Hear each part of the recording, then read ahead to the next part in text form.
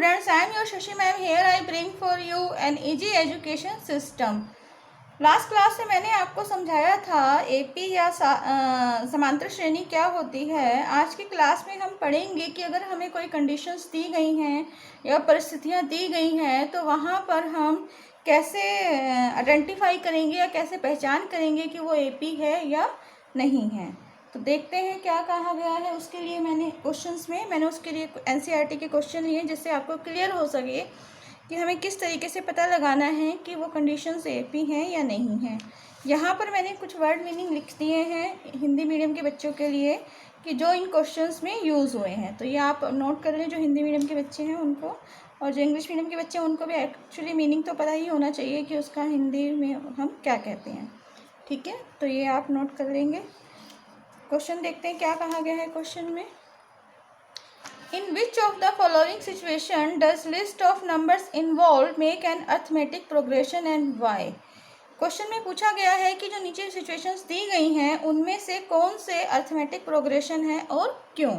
पहली सिचुएशन हमें क्या दी गई है, the taxi fare after each kilometre when the fair is ₹15 for the first kilometre and ₹8 for each additional kilometre. इसका मतलब क्या हुआ कि अगर हम लिस्ट बनाते हैं टैक्सी के किराए की हर 1 किलोमीटर पर, मतलब कि आपको कैसे समझना है कि हमारे पास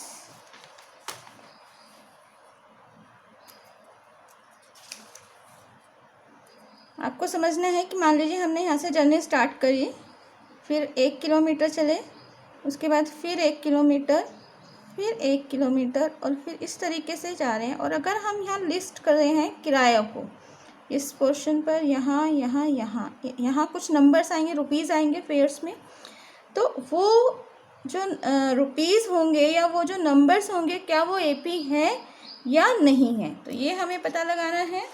और क्या कहा गया है और क्या इन्फॉर्मेशन दी गई है, the taxi fare after each kilometre when the fair is ₹15 for the first kilometre. इसका मतलब क्या हुआ कि जो पहला यहाँ से यहाँ तक का किलोमीटर जब हम ले रहे हैं तो कितना रुपीज़ देना है, 15। ठीक है, यहाँ से यहाँ तक जब जा रहे हैं तो हमें कितना रेंट देना है, 15 रुपीज़ देना है। And ₹8 for each additional kilometre. और जैसे जैसे हम 1 किलोमीटर और आगे चलते जाएंगे हमें हर उस पर ₹8 ऐड करते जाना है। ठीक है, तो इसका मतलब यहाँ जो किराया होगा वो 15 होगा।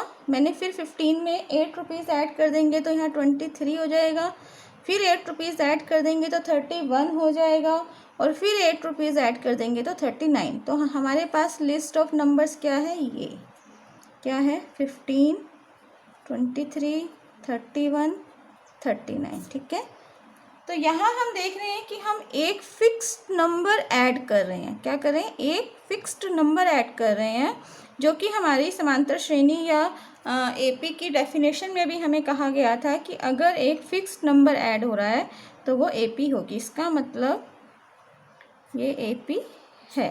ठीक है, लेकिन ये तो हुआ आपको समझाने का तरीका कि मैंने आपको समझाया कि किस तरीके से हमें पता लगाना है। अगर आपके पास एमसीक्यू है तो आप इससे ही करके और आप आंसर दे सकते हैं यस या नो में। ठीक है, लेकिन अगर हमें पूरा करके दिखाना है तो वहाँ हम कैसे करेंगे क्वेश्चन, एनसीईआरटी के क्वेश्चंस के अकॉर्डिंग हम करेंगे। अब कैसे करेंगे हम देखते हैं। यहाँ पर हमें दिख रहा है कि पहला जो किराया है फर्स्ट किलोमीटर वो कितना है, ₹15। तो इसका मतलब ए को हम टर्म वन होती है तो कितना है, ₹15 है। अगर टर्म 2 निकालेंगे तो क्या करेंगे, ₹15 में ₹8 ऐड कर देंगे तो कितना हो गया, ₹23। टर्म 3 निकालना है तो ₹23 में फिर ₹8 ऐड कर देंगे तो कितना हो जाएगा, ₹31। और इसी तरीके से हम क्या करेंगे, टर्म 4 निकालेंगे तो क्या करेंगे, 31 + 8 तो कितना हो जाएगा, ₹39। ठीक है, तो इसका मतलब यहाँ भी हम क्या कर रहे हैं, एक फिक्स नंबर ऐड कर रहे हैं। आपको माइनस करके देखने की ज़रूरत नहीं पड़ेगी, आप सिर्फ ये देखें कि जो हम ऐड कर रहे हैं वो हमारा एक फिक्स नंबर आ रहा है या नहीं आ रहा। अगर हर बार एक ही नंबर आ रहा है जो हम ऐड कर रहे हैं या माइनस कर रहे हैं, कुछ भी हो सकता है, प्लस या माइनस, यही ध्यान रखना। अगर हम एक ही नंबर प्लस कर रहे हैं या माइनस कर रहे हैं तो इसका मतलब वो AP है। तो आंसर हम क्या लिखेंगे, इट इज़ एन AP, और हिंदी में लिख देंगे यह AP है। ठीक है, अब इसके ही जैसा क्वेश्चन जो है वो 3 है, सिचुएशन सेम है, इसलिए हम क्वेश्चन 3 लेंगे जिससे आपको और अच्छे से समझ में आ जाए। क्वेश्चन 2 हम नेक्स्ट क्लास में करेंगे, 2 and 4। तो क्वेश्चन 3 हम पहले लेंगे, देखते हैं क्वेश्चन 3 मतलब थर्ड पार्ट में क्या कहा गया क्वेश्चन 1 के। The cost of digging a well after every metre of digging when it cost ₹150 for the first metre. यहाँ पर क्या है कि एक कुएं की खुदाई करनी है, इस शेप में है मान लीजिए, और क्या कहा गया है, when it cost ₹150 for the, मतलब अगर हम शुरू के एक मीटर, पहले मीटर में अगर हम खुदाई कर रहे हैं यहाँ से यहाँ तक, तो हमें कितना देना है, ₹150 देना है।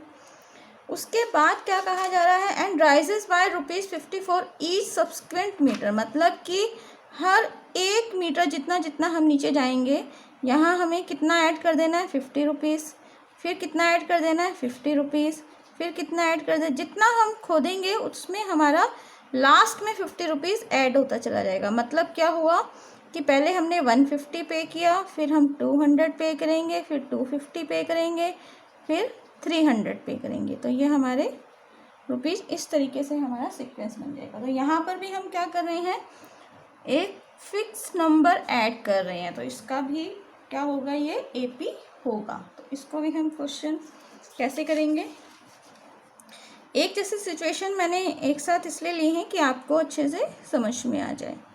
₹150 टर्म 2, 150 प्लस 50 कितना हुआ, ₹200, टर्म 3, 200 प्लस 50 रुपीज़, तो ₹250। तो यहाँ भी हम क्या कर रहे हैं, एक फिक्स नंबर जो है वो ऐड कर रहे हैं हर बार। ठीक है, तो ये भी क्या हो जाएगा, AP होगा। अगर ये नंबर हमारा फिक्स नहीं है, मान लीजिए कभी 50 आ रहा है, कभी 75 आ रहा है, कभी 25 आ रहा है, तो वो AP नहीं होगा, ये आपको ध्यान रखना है। तो हम इसका आंसर लिख देंगे, इट इज़ एन AP।